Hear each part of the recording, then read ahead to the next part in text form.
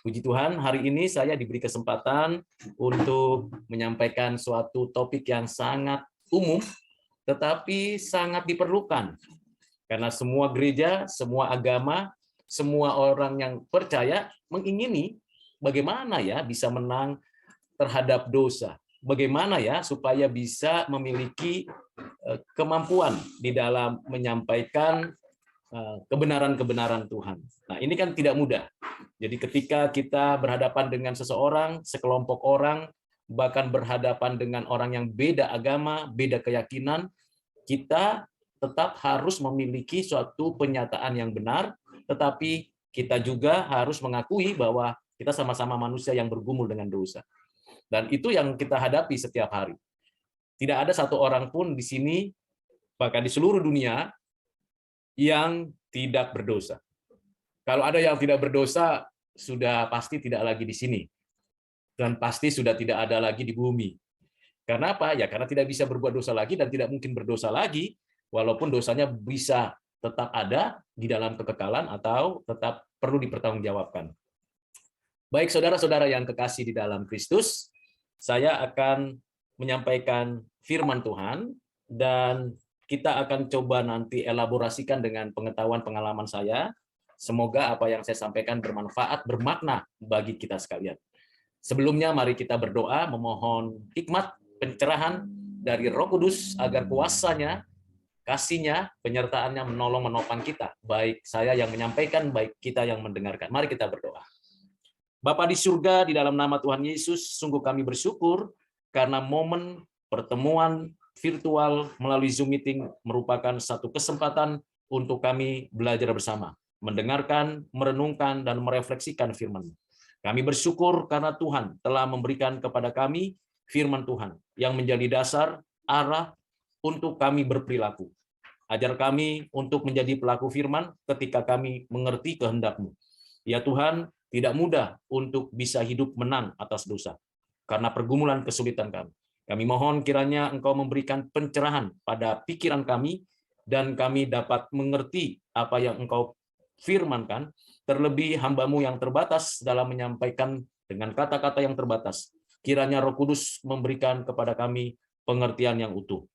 Ya Bapa, kasihanilah kami, berilah kepada kami damai sejahtera-Mu untuk menguasai hati dan pikiran kami. Terpujilah Tuhan, pimpin pertemuan ini, firman yang kami dengarkan, ulasan yang hamba-Mu sampaikan. Di dalam nama-Mu Tuhan Yesus, kami berdoa, kami bersyukur. Amin. Saudara-saudara yang kekasih di dalam Kristus, kalau kita berbicara tentang dosa, tentu kita perlu tahu secara etimologinya. Perlu kita mengerti apa yang dimaksud dengan dosa. Seringkali kita hanya melihat fenomenanya, tetapi kita tidak mengetahui nomenanya. Apa fenomenanya? Ya perbuatan-perbuatan seperti mencuri, berkelahi, korupsi, berdusta. Itu fenomenanya. Tapi nomena dari dosa itu apa? Apakah dosa itu diciptakan atau memang sudah ada sebelumnya? Jawaban Alkitab jelas bahwa dosa itu bukan entitas, bukan ciptaan, bukan hasil kreativitas Allah, tetapi itu adalah suatu kenyataan yang melekat pada manusia. Sejak kapan ada pada manusia? Sejak Adam dan Hawa. Kisah Kejadian pasal yang ketiga memberikan kepada kita deskripsi yang jelas tentang bagaimana manusia itu memberontak kepada Allah dengan sengaja. Bagaimana manusia melakukan kejahatan di hadapan Tuhan dengan sadar. Mengapa manusia bisa berdosa kepada Allah? Berontak kepada Allah? Mengapa manusia menginginkan itu? Nah, tentunya nanti kita akan dengarkan ulasannya. Tetapi istilah dosa itu sendiri artinya adalah tidak tepat sasaran. Tidak tepat sasaran. Bergeser dari posisinya. Pemberontak. Berarti kalau begitu dosa itu berkaitan dengan situasi dan kondisi yang melekat pada diri manusia. Jadi kalau tidak ada manusia, maka manusia tidak berdosa. Kalau ada berdosa, berarti berkaitan dengan manusia. Dan mengapa kita berdosa kepada Tuhan terhadap diri dan sesama, sehingga lingkungan rusak, terjadi suatu tindakan yang merusak alam, terjadi pemberontakan dengan sengaja kepada Tuhan Allah, melukai, menciderai, Bahkan terjadi perpecahan demi perpecahan di berbagai kalangan. Kita tahu dan kita sadar hal itu. Tiap hari kita mendengarkan infonya, baik melalui media cetak, elektronik, media sosial. Kita tahu beragam banyak ya tentang dosa, dan itu tidak bisa kita tutup mata. Faktanya kita memang orang berdosa. Karena kita tahu bahwa sejak dalam kandungan kita sudah memiliki benih dosa. Dan ketika kita sudah lahir dan dibesarkan oleh orang tua kita, walaupun orang tua kita pastilah mengajarkan, membimbing, mendidik kita dengan hal-hal yang baik, tradisi dan kebiasaan yang baik, tetapi mengapa kita cenderung melakukan itu? Karena benih itu ternyata berkembang seiring dengan kehidupan kita, seiring dengan relasi kita dengan orang tua, keluarga, masyarakat, di mana kita berada. Akhirnya kita secara tidak langsung atau langsung meniru atau terdorong menjadi pelaku perbuatan kejahatan. Inilah fakta yang tidak bisa kita hindari. Mari kita lihat ayat firman Tuhan yang ditulis di dalam Roma pasal yang ketiga. Di ayat yang ke-10 sampai dengan ayat yang ke-18 dituliskan demikian firman Tuhan, seperti ada tertulis, tidak ada yang benar seorang pun tidak ada seorang pun yang berakal budi, tidak ada seorang pun yang mencari Allah, semua orang telah menyeleweng, mereka semua tidak berguna, tidak ada yang berbuat baik, seorang pun tidak. Kerongkongan mereka seperti kubur yang tenganga, lidah mereka merayu-rayu, bibir mereka mengandung bisa, mulut mereka penuh dengan sumpah serapah, kaki mereka cepat untuk menumpahkan darah, keruntuhan dan kebinasan mereka tinggalkan di jalan mereka, dan jalan damai tidak mereka kenal, rasa takut kepada Allah tidak ada pada orang itu. Inilah keberadaan kita. Kita mencari kebenaran untuk membenarkan diri. Kita mencari sesuatu yang baik untuk menganggap diri itu baik. Padahal semua orang, saudara sekalian dan saya, kita orang-orang berdosa. Sengaja atau tidak, sadar atau tidak, kita pernah berdosa. Bahkan sampai sekarang pikiran kita yang tidak diketahui oleh orang banyak atau orang yang terdekat kita bisa berdosa. Saat di mana kita terdiam, bahkan merenung, kita bisa berdosa. Itulah nomenanya. Jadi kalau kita bicara fenomenanya dapat kita saksikan tiap hari, tapi nomenanya itu dari hati. Hati yang tidak melekat pada Tuhan, hati yang memberontak kepada Tuhan, hati yang sungguh-sungguh melakukan kejahatan dengan sengaja. Adam dan Hawa tahu bahwa tidak harusnya dia mendengar ular, karena ular di bawah otoritas dia. Namanya ular itu sendiri, dia yang memberikan nama. Tetapi entah bagaimana, dengan sengaja, dengan sadar, dia membiarkan dialog dengan ular. Nah, ini sebenarnya kesengajaan. Dan bahkan dengan sengaja juga mengikuti apa yang dipikirkan ular. Tetapi saat yang sama, ia ingin seperti Allah, menggeser Allah, menjadikan dirinya sebagai Tuhan, penentu apa itu benar, apa itu baik. Nah, ini nomena daripada keberdosaan. Nah, mari kita lihat akibatnya. Akibatnya jelas di dalam konteks keseluruhan Perjanjian Lama dan Perjanjian Baru sama. Akibat dosa, upah dosa adalah maut. Jadi kalau kita bicara kemenangan, kita harus tahu dulu apa itu dosa. Dan saya sudah jelaskan tentang dosa secara singkat. Walaupun istilah dosa dan kata dosa itu tidak ada di dalam kitab Kejadian pasal 3 dan baru muncul di dalam Kejadian pasal 4 ayat 7, faktanya kita sudah berdosa di dalam Adam. Mengapa di dalam Adam? Karena memang Adam itu artinya manusia. Dan di dalam Adam, karena Adam adalah wakil dari seluruh umat manusia. Mengapa disebut wakil? Karena di dalam Adam, seluruh keberadaan umat manusia ada di dalam pinggangnya. Sehingga tiap orang yang ada dan dilahirkan di sepanjang zaman dari keturunan Adam, itu berdosa. Statusnya orang berdosa. Kalau kita lihat, kita pelajari apa upah dosa. Jelas sekali di dalam Roma pasal yang ke-6 ayat 23. Upah dosa adalah maut, yaitu kematian. Sama seperti yang diajarkan oleh Musa dalam Kejadian pasal yang kedua ayat yang ke-17. Dituliskan di sana bahwa siapa yang makan buah pohon pengetahuan baik dan jahat, yaitu Adam dan Hawa, akan mengalami kematian.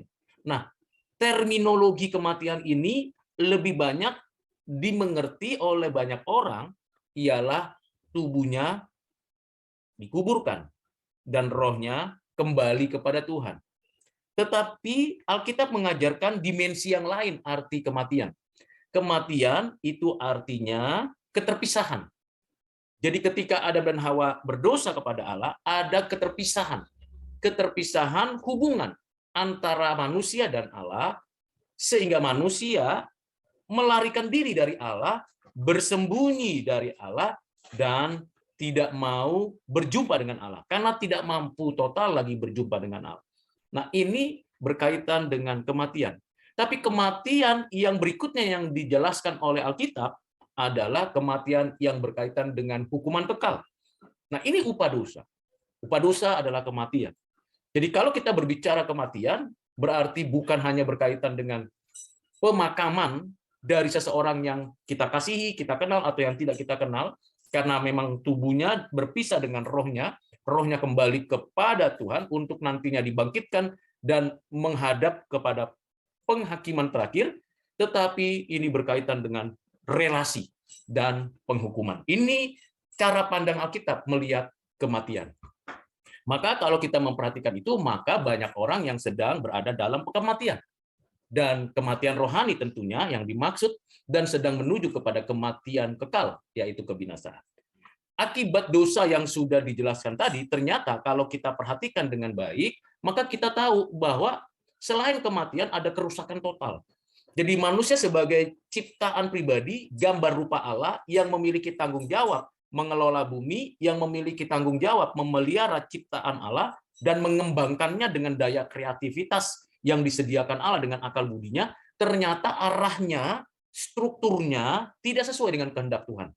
Apa yang dicari ditemukan oleh manusia, mendapatkan pengetahuan dan menghasilkan teknologi, ternyata diarahkan kepada kepentingan pribadi, bukan kepentingan berkat bagi banyak orang. Bahkan strukturnya ada kekeliruan-kekeliruan, penemuan-penemuan yang ada di alam. Akhirnya terjadi kekacauan, terjadi kerusakan, dan dunia mengalami kesulitan, mengalami penderitaan. Itu fakta kerusakan total. Dan bisa kita lihat bagaimana dampaknya yang terjadi Pak sampai hari ini. Ada perang, ada kemiskinan, ada penderitaan, ada sakit penyakit, ada banyak hal yang disebabkan karena manusia sudah rusak total. Yang ketiga, akibat dosa adalah tidak mampu total. Manusia tidak mampu datang kembali kepada Tuhan. Adam, di mana engkau, kata Tuhan setelah ia berdosa. Tapi Adam bukan datang mengatakan, ya di sini aku Tuhan, ia malah bersembunyi. Bersembunyi dari hadapan Tuhan karena dia sadar dia memang tidak suka lagi dengan Tuhan, ia bersembunyi. Lalu diadili oleh Tuhan dan mendapatkan penghukuman. Dan apa yang terjadi dari konsep ini, bahwa manusia akhirnya membuat agamanya sendiri, kepercayaannya sendiri, seperti yang dituliskan di dalam Roma pasal 1 di ayat yang ke 21 sampai 23 demikian, sebab sekalipun mereka mengenal Allah, mereka tidak memuliakan Dia sebagai Allah atau mengucap syukur kepadanya, sebaliknya pikiran mereka menjadi sia-sia dan hati mereka yang bodoh menjadi gelap. Mereka berbuat seolah-olah mereka penuh hikmat, tetapi mereka telah menjadi bodoh. Mereka menggantikan kemuliaan Allah yang tidak fana dengan gambaran yang mirip dengan manusia yang fana, burung-burung, binatang-binatang yang berkaki 4 atau binatang-binatang yang menjalar. Itulah keberadaan manusia. Jadi akibatnya manusia berbuat sesuatu yang tidak sesuai dengan kehendak Tuhan. Manusia melawan Tuhan. Manusia melakukan tindakan-tindakan kejahatan. Manusia menyembah berhala, menyembah buatan tangannya, menyembah ciptaan Tuhan yang lain. Dan hasilnya memang ada agama-agama. Tujuannya sederhana. Mengapa manusia berbuat itu dan ingin menghasilkan kepercayaan? Yaitu ingin berbuat baik, ingin bebas dari dosa. Tapi justru dengan usahanya sendiri, dengan kondisi manusia tidak mampu total, menyebabkan upaya manusia untuk menyelesaikan dosa malah menghasilkan dosa yang berikutnya. Nah, ini yang terjadi. Jadi kalau kita itu berupaya menyelesaikan dosa dengan usaha sendiri, dengan cara sendiri, padahal kondisi dan situasi kita itu tidak mampu total, maka justru sebaliknya kita akan menjadi orang-orang yang berdosa dan berdosa dan berdosa. Jadi menutup keinginan berdosa dengan berbuat dosa, melakukan penyembahan dan ibadah kepada si jahat. Nah, ini yang terjadi. Akibatnya ya kita memang makin rusak. Apa dampaknya? Dampaknya secara individu kita tahu. Ya, kita tahu secara pribadi lepas pribadi. Kita bisa evaluasi, kita bisa koreksi, kita bisa perbaiki, tetapi ternyata tidak bisa selesai. Dampaknya ke secara sosial. Kita lihat keluarga kita, komunitas di mana kita berada. Bahkan dalam konteks media sekarang, media sosial, baru-baru ini kan kita bisa dengar dan bisa ketahui bagaimana deru perang Rusia dengan Ukraina, bagaimana juga upaya-upaya kejahatan keuangan dengan money laundry, dengan tipu daya bisnis saham yang tidak sesuai, yang merugikan orang banyak. Bahkan kita lihat pornografi, porno aksi itu ditampilkan di media sosial. Itu menyebar. Jadi dampaknya menyebar, merusak peradaban. Ini yang terjadi. Sehingga kita lihat situasi dan kondisinya. Dampaknya berlaku universal karena satu orang atau sekelompok orang atau sebagian orang atau satu kelompok melakukan kejahatan, dampaknya luar biasa. Contohnya kenaikan bahan bakar minyak. Dan dampak ekonominya itu sangat terasa sampai sekarang. Dan nanti akan muncul lagi lebih memberikan dampak yang luar biasa terhadap perekonomian. Kenapa? Karena perang. Kenapa? Karena manusia berbuat dosa seenak saja, mengelola bumi tanpa arah, tanpa struktur. Nah, ini yang terjadi. Jadi jangan kita berpikir kalau saya berbuat dosa di sini, di rumah ini, di tempat ini, di lokasi ini, itu tidak berdampak pada orang lain. Tidak. Apapun yang kita lakukan pada diri, itu berdampak pada orang lain, pada pihak lain, bahkan pada lingkungan. Karena kita bukan ada di dalam satu kesendirian, kita berada dalam satu sistem. Lalu apa yang harus kita lakukan dengan konsep dan pengertian seperti itu?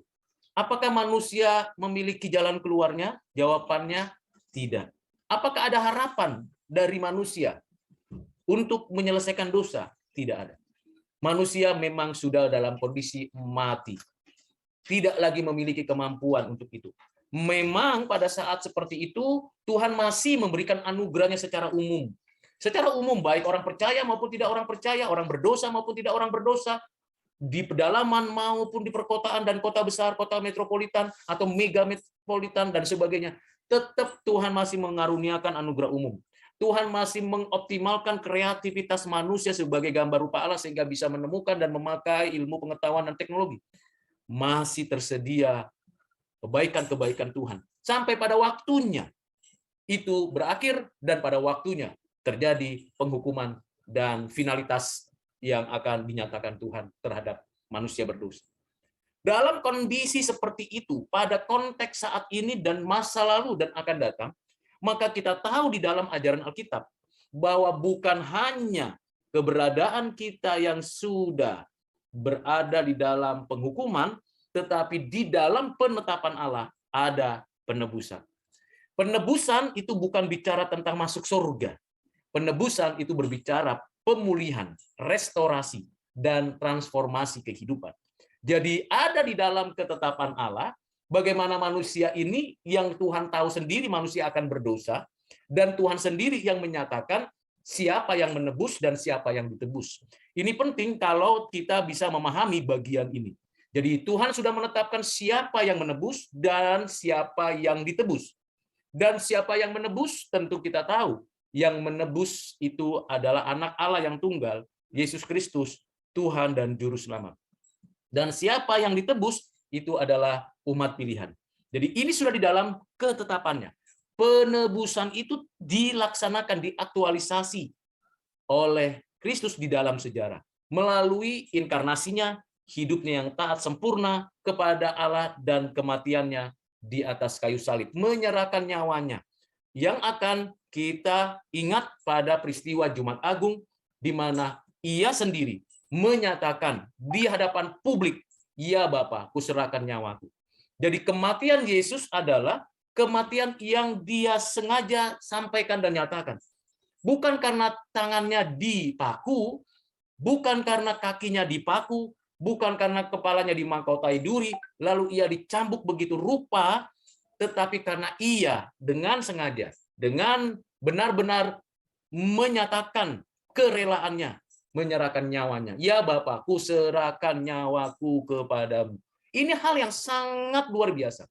Tidak ada satu orang pendiri agama pun, tidak ada satu orang filsuf, tidak ada seorang budayawan, tidak ada seorang yang mengaku sebagai nabi, raja, imam, yang menyatakan seperti Yesus Kristus. Mengapa kematian Yesus menjadi kematian yang layak diterima oleh Allah untuk menebus umatnya? Pertama, kematiannya itu menunjukkan bahwa ia adalah yang layak diperkenan oleh Allah. Mengapa demikian? Karena ia suci. Ia suci pada dirinya, Ia suci dalam keadaannya sebagai manusia. Inkarnasi, anak Allah menjadi manusia. Dan ia benar-benar mendapatkan tubuh yang suci. Dan ada dan hadir dalam rahim Maria. Sehingga bukan dari benih Adam, bukan dari benih Yusuf, bukan dari benih Maria, tapi dari Allah yang mana ia ada di rahim Maria. Jadi ini hal yang membedakan dengan seluruh umat manusia. Ia menjadi manusia dari benih yang datangnya dari Allah. Dan dibesarkan, ada di dalam proses secara natural di rahim Maria dan dilahirkan. Dan seumur hidupnya selama 33,5 tahun dalam catatan sejarah, baik Tacitus yang menuliskannya maupun penulis-penulis daripada sejarawan Yahudi memberikan gambaran bahwa memang Yesus Kristus tidak pernah melakukan tindakan kejahatan. Dan catatan Alkitab memberikan gambaran kepada kita bahwa Yesus Kristus itu suci, kudus, mulia. Tidak pernah satu kali pun dia berbuat dosa. Bahkan ia sendiri menyatakan, adakah engkau mendapati aku berdosa? Artinya tunjukkanlah siapa yang berdosa. Atau apa yang pernah berdosa yang pernah aku lakukan. Ketika perempuan-perempuan yang kedapatan berzina dan ketahuan dan dikejar-kejar lalu ada di hadapan Yesus, ingin dilempari batu perempuan yang berzina itu. Yesus mengatakan satu kalimat, siapa di antara kalian yang tidak pernah berbuat dosa, silakan lempar batu untuk pertama kali. Ini adalah suatu pernyataan dan proklamasi serta ujian terhadap pernyataan bahwa ia memang tidak berdosa. Terbukti bahwa tidak ada seorang pun yang berani melemparkan batu untuk pertama kali sebagai awal dari penghukuman atas orang perempuan yang kedapatan berzina. Semua mundur dan tidak ada di tempat lagi. Hanya ada satu pribadi di depan perempuan yang kedapatan berzina itu, ialah Yesus Kristus.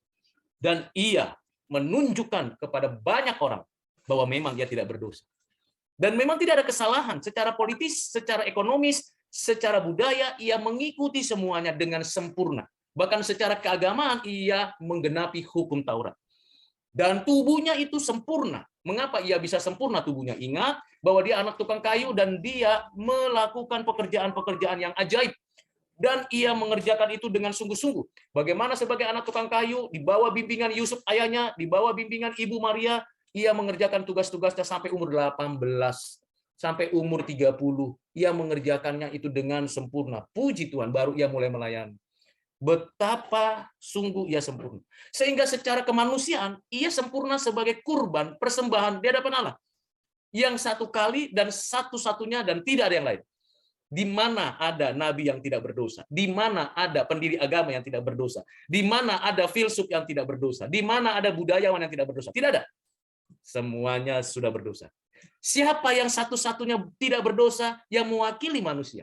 Yesus Kristus. Sehingga ketika ia mengatakan, ya Bapakku serahkan nyawaku, berarti seluruh keberadaan dosa umatnya ditimpahkan kepadanya untuk ditanggungnya, dan Tuhan menghukum orang berdosa. Ingat, kalau ia tidak mengimputasikan dosa-dosa kita itu kepadanya, maka ia tidak pantas dihukum, tidak layak dihukum.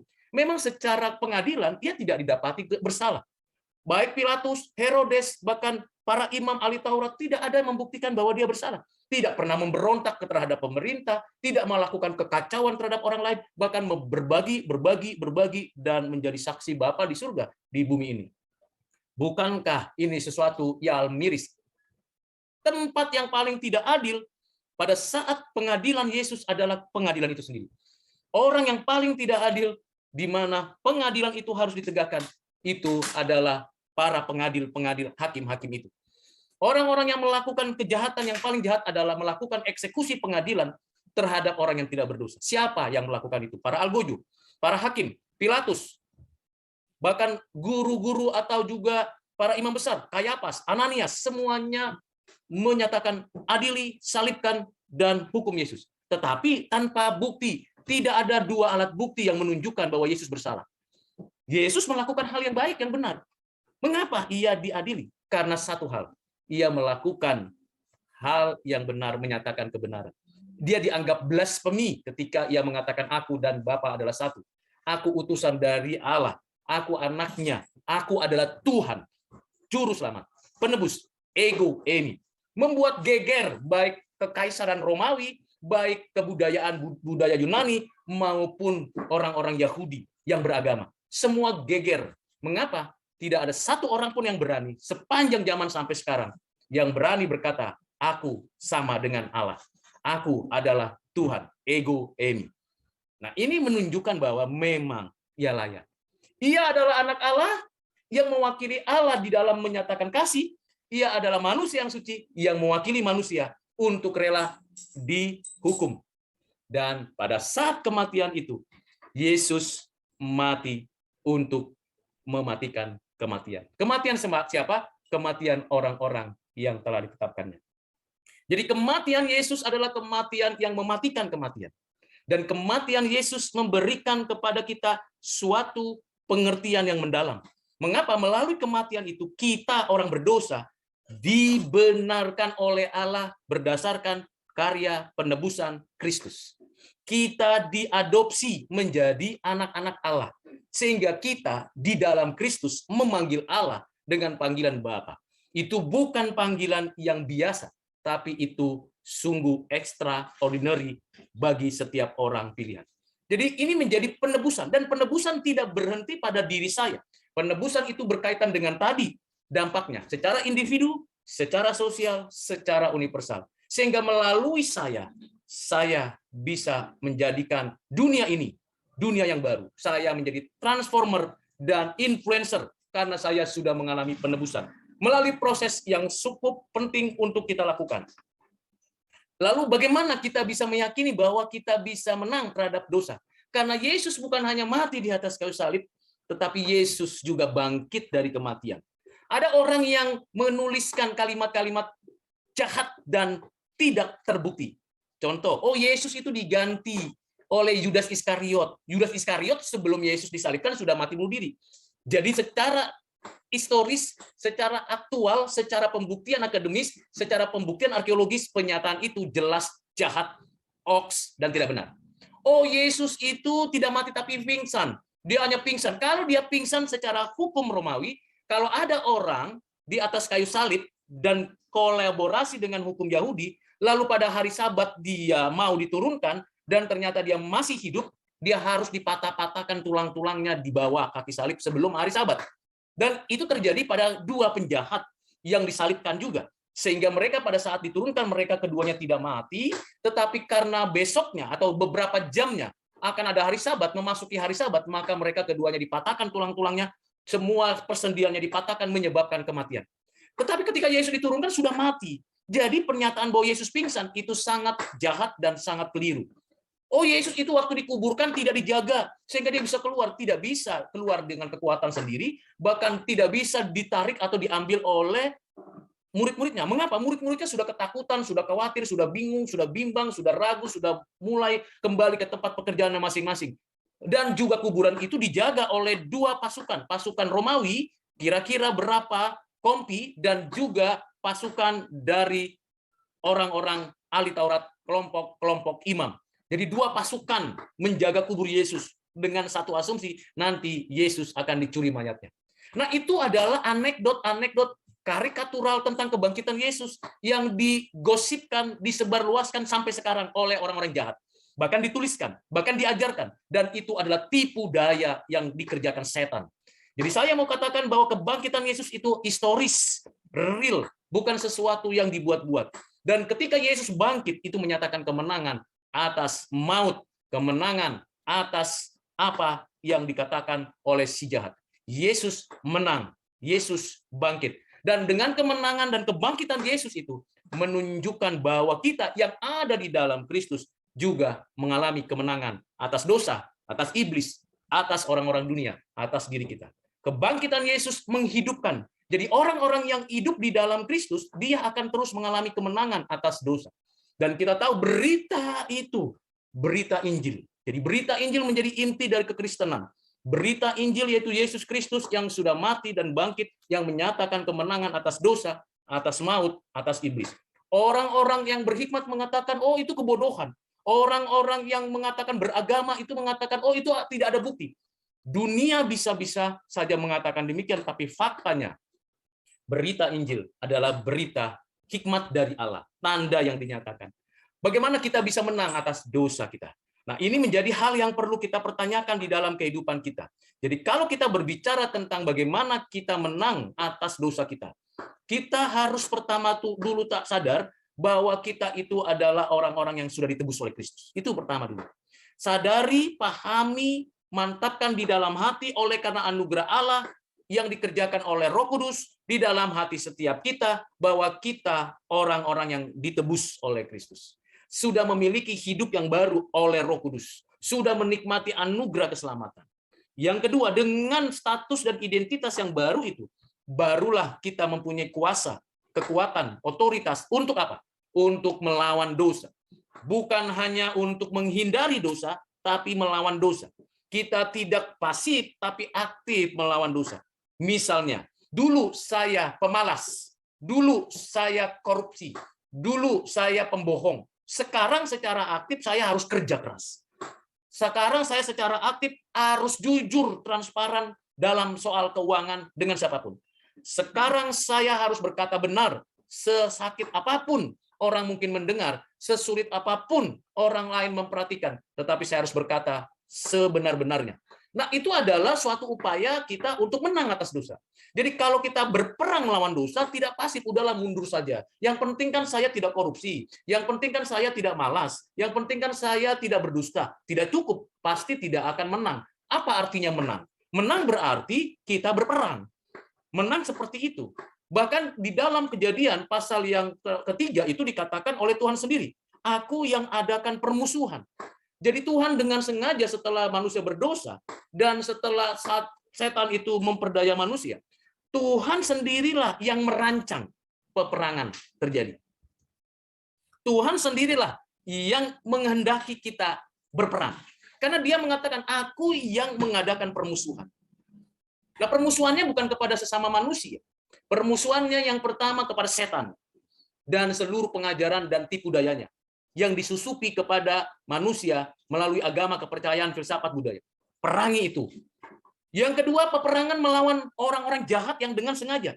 Dengan cara apa? Melakukan kebajikan-kebajikan. Nah, bagaimana kita bisa menang terhadap dosa-dosa yang terjadi dalam kehidupan kita? Ya tentu kita mengevaluasi diri. Kita berupaya tiap hari mengevaluasi diri. Apakah saya sudah menaati firman Tuhan? Apakah saya sudah tekun di dalam pengajaran, di dalam persekutuan, di dalam berdoa, di dalam berbagi dengan sesama? Apakah saya sudah benar-benar mengikuti semua apa yang dikehendaki Tuhan? Kita harus introspeksi diri, menyangkal diri, pikul salib dengan serius. Nah, baru bisa mengatakan bahwa saya pemenang. Dan bukan hanya itu, saya berani bertindak di publik. Saya berani bertindak di hadapan banyak orang untuk menyatakan kebenaran, menyatakan kasih. Dua-dua ini tidak boleh dipisah. Ada orang yang mengatakan kebenaran tanpa kasih. Akhirnya jadi kasar, jadi arogan, jadi tidak memiliki suatu belas kasihan. Tapi ada orang yang terus menyatakan kasih tanpa kebenaran. Akhirnya kompromi dan terjerumus di dalam dosa-dosa yang lain. Jadi kalau kita mau menang atas dosa, maka kita harus proklamasikan kebenaran dan kasih. Dengan tindakan dan perbuatan. Karena kata-kata kita itulah khotbah kita. Perbuatan kita itulah khotbah kita, tindakan kita kepada orang lain, itulah khotbah kita. Dan kita harus lakukan itu secara konsisten, baru bisa katakan pemenang. Dan ketika kita menyatakan itu, kita harus lakukan dengan cinta kasih. Bagaimana antara kebenaran dan kasih itu diwujudkan di dalam diri kita dan orang lain? Perlu damai sejahtera di sini. Shalom itu mesti ada di dalam hati. Shalom itu mesti kita wujudkan di dalam keseharian kita. Sehingga penebusan Kristus bukan bicara saya masuk surga, bukan. Tapi penebusan Kristus berbicara tentang saya mengalami Kristus, mengalami Tuhan dalam hidup saya, dan orang lain mendapatkan sukacita karena kehadiran kita. Nah, itu yang perlu kita lakukan. Lalu kita bangun apa? Bangun suatu tembok kerajaan surga di tengah-tengah peperangan. Jadi waktu kita berperang melawan dosa, kita harus berani meruntuhkan tembok-tembok kejahatan itu. Caranya apa? Ya, cerdaslah di dalam melakukan apapun yang kita kerjakan di setiap bidang kita masing-masing. Kalau dia seorang advokat atau pengacara atau seorang hakim, haruslah ia bertindak adil, haruslah dia bertindak mulia, haruslah dia hidup suci di rumah, di kantor, dan di dalam proses-proses penghakiman dan pengadilan. Haruslah dia, kalau dia seorang yang mampu mengomunikasikan sesuatu dalam hubungan internasional, dalam hubungan komunikasi. Dia harus mengungkapkan kalimat-kalimat perdamaian, penuh sukacita, penuh kebaikan, sehingga betul-betul kita menang atas dosa. Yang terakhir, kalau begitu, adakah kendala ketika kita berhadapan dengan dosa? Ada. Kendala yang pertama adalah kita masih dalam proses pengudusan terus-menerus. Nggak ada yang sempurna di sini. Nah, pada saat itu kita bisa jatuh, bahkan bisa frustasi dengan keadaan kita lalu mundur. Tidak. Kita harus maju, minta belas kasihan Tuhan. Maka dikatakan Rasul Yohanes, 1 Yohanes 1 ayat 9, jika kita mengaku dosa kita, maka Ia setia dan adil mengampuni segala dosa kita. Akuilah dosa-dosa kita di hadapan Tuhan bersamaan dengan akuilah Tuhan berdaulat atas hidup kita. Yang kedua, kalau kita mengatakan bahwa kita itu memang mengalami kemenangan lalu ada keberadaan kita jatuh, ketahui setan dengan berbagai macam cara mencobai kita, mengganggu kita. Dan akhirnya kita tahu bahwa setan dan si jahat akan terus berupaya untuk mencobai kita, mengganggu kita. Macam-macam cara, apalagi di media sosial. Wow, tiap hari kita lihat, kita baca, bangun tidur, mau tidur, di tengah kesibukan kita muncullah info-info, entah melalui WA, melalui Facebook, melalui Instagram, melalui TikTok, melalui beragam yang tersedia. Muncul. Waktu muncul, apa respon kita? Di situ kita menang nggak atas dosa godaan itu? Atau kita abaikan? Tentu kita tidak orang yang berada di luar dari kenyataan. Kita berhadapan. Dengan demikian, apa yang kita lakukan ketika berhadapan dengan itu? Hadapi semuanya itu dengan mengandalkan kuasa Roh Kudus. Minta dua hal yang selalu saya lakukan, yaitu Lord help me. Berikan saya hikmat-Mu dan kuasa-Mu untuk mengalahkan dosa, si jahat, dan dunia ini. Jangan andalkan kekuatan, pengalaman, pengetahuan sendiri. Itu terbatas. Seandainya pun misalnya saya itu sudah puluhan tahun melayani Tuhan, percaya kepada Tuhan, pengetahuan saya diberikan Tuhan cukup, itu tidak akan pernah menjadi sarana alat untuk bisa saya menang atas dosa. Mengapa? Karena memang itu akan aktif kalau Roh Kudus bekerja di dalam diri kita. Jadi pengetahuan, pengalaman, intuisi, dan segala sesuatu itu akan menjadi pasif, tidak akan menjadi senjata kalau kita tidak mengandalkan kuasa Roh Kudus. Mari, saudara-saudara yang kekasih dalam Kristus, mau menang atas dosa? Apa dosamu? Dosa seks? Dosa pornografi? Dosa pencurian? Dusta? Mau menang?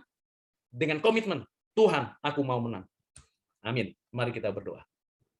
Bapak, terima kasih untuk pengajaran hari ini, untuk renungan hari ini, untuk kontemplasi hari ini dalam kehidupan kami. Biarlah setiap kami yang mendengar maupun hamba-Mu dapat menolong, memberikan kepada kami kekuatan untuk menjadi pelaku firman-Mu. Kalau ada kata-kata yang tidak tepat dari penjelasan hamba-Mu, kiranya Engkau yang menyingkirkannya, dan kalau ada kata-kata yang benar, yang berkenan di hati-Mu, kiranya Engkau menyimpannya dalam hati kami. Terima kasih Bapak. Inilah doa dan permohonan kami, yang kami sampaikan hanya di dalam nama Tuhan Yesus. Amin.